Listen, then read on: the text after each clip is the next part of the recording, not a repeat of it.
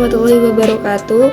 Untuk memenuhi tugas UAS Filsafat Umum, di sini perkenalkan saya Bintan Nurul Aini, mahasiswa Ekonomi Syariah kelas 1C dengan NIM 157 akan menjelaskan materi filsafat yang telah saya dapat selama 1 semester ini. Baik, langsung saja ke pembahasannya. Pengertian filsafat. Secara etimologi, istilah filsafat berasal dari bahasa Yunani, yaitu filosofia yang terdiri dari dua kata, philien yang berarti cinta dan sophia yang berarti kebijaksanaan. Sedangkan secara terminologi, pengertian filsafat sangat beragam. Para filsuf merumuskan pengertian filsafat sesuai dengan kecenderungan pemikiran kefilsafatan yang dimilikinya. Sebagai contoh, Plato berpendapat bahwa filsafat adalah ilmu pengetahuan yang mencoba untuk mencapai pengetahuan tentang kebenaran yang asli. Filsafat juga dijelaskan oleh Harold H. Titus sebagai sekumpulan sikap dan kepercayaan terhadap kehidupan dan alam yang biasanya diterima secara tidak kritis, dan sebagai suatu usaha untuk memperoleh suatu pandangan keseluruhan. Selain itu, Hasbullah Bakri menyatakan bahwa ilmu filsafat adalah ilmu yang menyelidiki segala sesuatu dengan mendalam mengenai ketuhanan, alam semesta, dan manusia, sehingga dapat menghasilkan pengetahuan tentang bagaimana sikap manusia itu sebenarnya setelah mencapai pengetahuan itu. Dengan demikian, filsafat memiliki pengertian yang luas dan beragam, mencakup pencarian kebenaran, analisis logis, dan pemikiran kritis terhadap kehidupan, alam, dan manusia. Ruang lingkup filsafat itu sangat luas dan mencakup berbagai bidang pemikiran manusia yang komprehensif. Dalam filsafat, terdapat 3 hal yang menjadi kajian utama, yaitu ontologi, epistemologi, dan aksiologi. Ontologi, epistemologi, dan aksiologi adalah 3 cabang utama dalam filsafat yang membahas tentang hakikat segala sesuatu yang ada, bagaimana mencari pengetahuan, dan untuk apa ilmu itu digunakan. Ontologi adalah bagian dari filsafat yang paling umum atau merupakan bagian dari metafisika, dan metafisika merupakan salah satu bab dari filsafat. Objek telaah ontologi adalah yang ada dan tidak terikat pada satu perwujudan tertentu. Ontologi membahas tentang yang ada secara universal, yaitu berusaha mencari inti yang dimuat setiap kenyataan yang meliputi segala realitas dalam semua bentuknya. Lalu epistemologi. Epistemologi membahas tentang bagaimana proses mendapatkan ilmu pengetahuan. Persoalan utama yang dihadapi oleh setiap epistemologi pengetahuan pada dasarnya adalah bagaimana cara mendapatkan pengetahuan yang benar dengan mempertimbangkan aspek ontologi dan aksiologi masing-masing ilmu. Kemudian aksiologi. Aksiologi adalah kajian tentang ilmu pengetahuan. Setiap jenis ilmu pengetahuan memiliki ciri-ciri yang spesifik untuk menjawab untuk apa ilmu itu digunakan.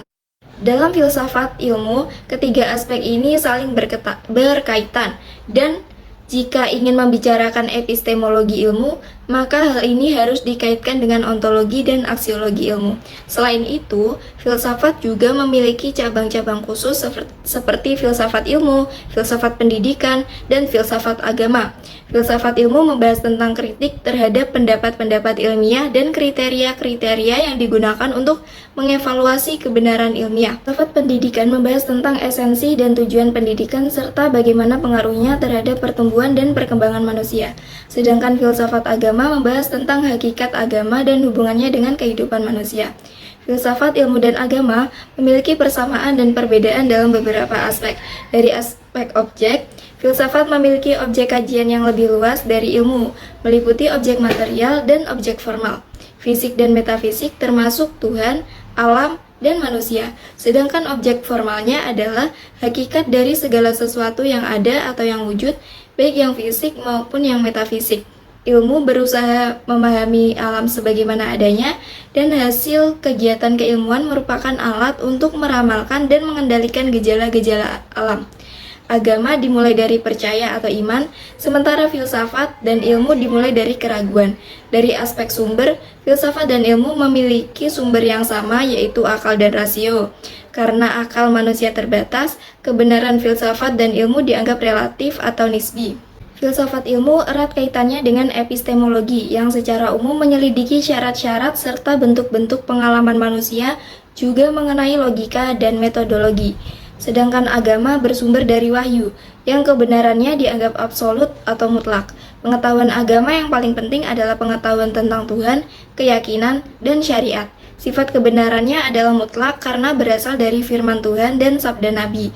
Antara filsafat dan ilmu memiliki tujuan yang sama, yaitu mencari kebenaran. Keterkaitan antara ketiga aspek ini terletak pada tiga potensi utama yang diberikan oleh Tuhan kepada manusia, yaitu akal, budi, dan rasa serta keyakinan. Melalui ketiga potensi tersebut, manusia akan memperoleh kebahagiaan yang sebenarnya. Sebagai induk dari ilmu pengetahuan, tentunya filsafat merupakan titik awal dari perkembangan ilmu pengetahuan yang sedang berkembang pesat pada saat ini. Sejarah yang panjang mewarnai perkembangan filsafat yang dimulai dari zaman klasik, zaman pertengahan, dan zaman modern hingga saat ini. Pada zaman kuno, periode filsafat Yunani kuno merupakan periode terpenting dalam sejarah peradaban manusia. Hal ini disebabkan karena pada saat itu terjadi perubahan pola pikir mitosentris, yaitu pola pikir yang sangat mengandalkan mitos untuk menjadikan fenomena alam. Pada saat itu, gempa bumi bukanlah suatu fenomena biasa, melainkan suatu fenomena di mana dewa bumi yang sedang menggoyangkan kepalanya. Filsafat Yunani kuno mencakup pemikiran tentang asal mula dan sifat dasar alam semesta, tempat manusia hidup, serta apa yang merupakan tujuan hidupnya. Filsafat Yunani kuno mencapai puncaknya pada masa Socrates, Plato, dan Aristoteles. Socrates mengajarkan filsafatnya melalui praktik dalam kehidupan dan tidak pernah menuliskannya, sedangkan Plato mengajarkan pemikirannya tentang ide, yaitu konsep tentang kesatuan yang di dalamnya terdapat peringkatan derajat dengan ide kebaikan sebagai ide tertinggi. Lalu Aristoteles mengembangkan pemikiran tentang logika, metafisika, dan etika. Plato dan Aristoteles adalah dua filosof yang memiliki pemikiran yang berbeda tentang konsep idealisme dan realisme. Adapun perbedaannya yaitu menurut Plato bahwa ide mendahului realitas dan dunia ideal terdiri dari ide-ide. Sedangkan menurut Aristoteles bahwa realitas itu mendahului ide dan dunia yang hanya terbuka bagi panca indera. Lalu perbedaan dalam teori bentuk. Menurut Plato, bentuk adalah objek abstrak yang tidak terikat ruang dan waktu dan hanya dapat diketahui melalui pikiran. Sedangkan menurut Aristoteles, bentuk adalah objek yang terikat ruang dan waktu dan dapat dipisahkan dari materi. Lalu menurut Plato, akal dialektika atau ide adalah satu-satunya realitas yang sejati. Sedangkan menurut Aristoteles, segala sesuatunya perlu dipikirkan dan logika dapat digunakan untuk memahami dunia. Perbedaan antara pemikiran Plato dan Aristoteles terletak pada gagasan tentang ide. Plato beranggapan bahwa ide itu muncul terlebih dahulu, sedangkan menurut Aristoteles, realitas mendahului ide. Selain itu, Plato menekankan pendekatan idealisme, sedangkan Aristoteles mengarah ke realisme.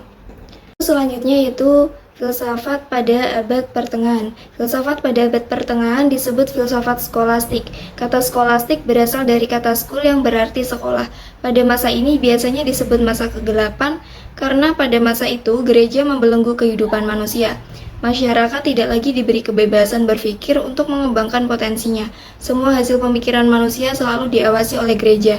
Kalau ada pemikiran yang menyimpang dari gereja, maka mereka akan mendapatkan hukuman yang berat. Ciri-ciri filsafat pada abad pertengahan adalah filsafat sudah diajarkan pada sekolah-sekolah, lalu adanya pengaruh gereja, serta pemikiran mereka berdasarkan keyakinan kepada doktrin gereja. Para tokoh gereja memiliki sikap yang beragam terhadap pemikiran filsafat. Beberapa di antaranya memandang filsafat sebagai alat untuk membela iman Kristen, sementara yang lain mengintegrasikan filsafat dengan teologi. Pada masa patristik, para bapak gereja menggunakan konsep-konsep filsafat Yunani kuno untuk memikirkan iman mereka, menganggap ajaran Kristiani sebagai filsafat yang sejati dan wahyu sekaligus. Mereka juga memahami kekuatan dan kelemahan zamannya dengan menggunakan akal budi untuk memahami iman, namun tidak begitu cepat dalam mengadopsi pemikiran filsafat yang melebihi konsep yang mereka miliki. Pada era skolastik, terdapat kajian teologis yang kental dalam pemikiran filsafat, di mana filsafat itu digunakan dalam kajian teologi Kristen.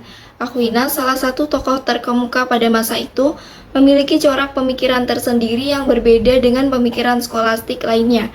Dengan demikian, sikap para tokoh gereja terhadap pemikiran filsafat sangat dipengaruhi oleh konteks sejarah dan perkembangan pemikiran pada masa tersebut. Lalu yang terakhir yaitu filsafat pada zaman modern. Pada masa ini didominasi oleh rasionalisme. Pada masa ini mengalami kemunduran karena dipengaruhi oleh perkembangan agama Kristen dengan tokohnya Augustine, Thomas Aquinas, dan Aristoteles, dan juga munculnya berbagai aliran pemikiran baru seperti rasionalisme, empirisme, dan kritisme. Apa sih itu aliran filsafat rasionalisme, empirisme, dan kritisme? Rasionalisme adalah aliran filsafat yang meyakini bahwa pengetahuan dapat diperoleh melalui akal budi dan pemikiran rasional. Aliran ini menekankan pentingnya akal sebagai sumber pengetahuan yang utama. Lalu empirisme adalah aliran filsafat yang meyakini bahwa pengetahuan diperoleh melalui pengalaman indrawi. Aliran ini menekankan pentingnya observasi dan pengalaman sebagai sumber pengetahuan yang utama. Lalu kritisme. Kritisme adalah aliran filsafat yang melakukan penyelidikan terhadap rasio beserta batasannya. Aliran ini melakukan kritik terhadap rasionalisme dan empirisme. Adapun aliran filsafat lain seperti aliran positivisme, aliran idealisme, dan aliran naturalisme. Dalam filsafat Islam mencakup berbagai corak pemikiran yang berkembang dalam dunia Islam. Beberapa corak pemikiran dan filsafat Islam yang ditemukan antara lain filsafat Isyraqi atau Illumination, filsafat teologi Islam atau filsafat kalam, filsafat peripatetik, dan filsafat yang bercorak Islami.